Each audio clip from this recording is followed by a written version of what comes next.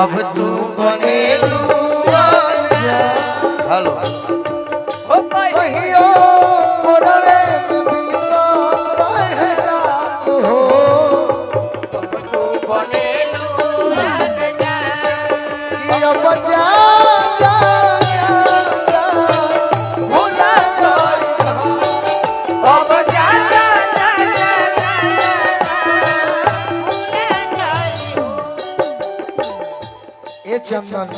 प्रियंका तारा से कहत रही काहे तारा से ना कहे उनके से कहो हम अभी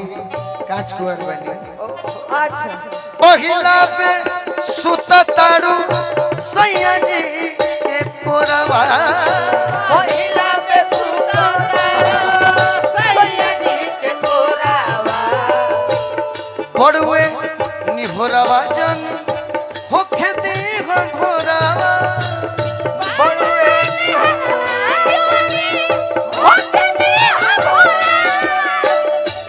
बरसे दी प्यार के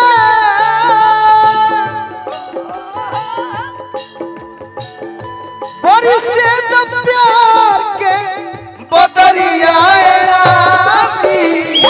से जिए पवित्र देवरिया तेरा जिए कभी ते बहु मरिया तेरा अरे बजा जा जान भुला जाई हो अब जा जा जा जा जा जान भुला जाई हो ए चंदन जी कही ना भैया अब का मतलब अब का मतलब पाई रोवाई के अब का मतलब पाई रोवाई के कि अंगूरी में अंगूठी बा सगाई के अब का मतलब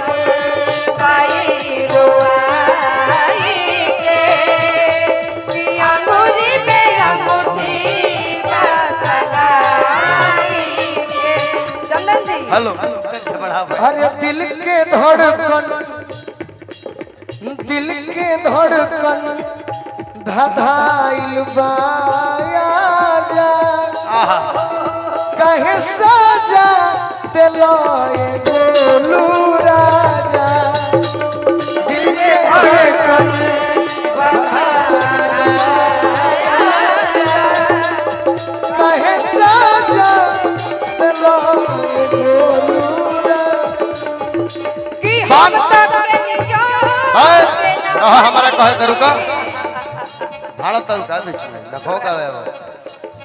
आगे कहत नहीं हम तो पैसा लो आहा भोजपुरी होई थे भैया 100 मगही मारी काहे के हाँ ठीक है ओ भूलवा दल टेबल में दे दे टेबल कि हम तक नियो के ना भईनी हम तक नियो के ना भईनी दिल लगाई के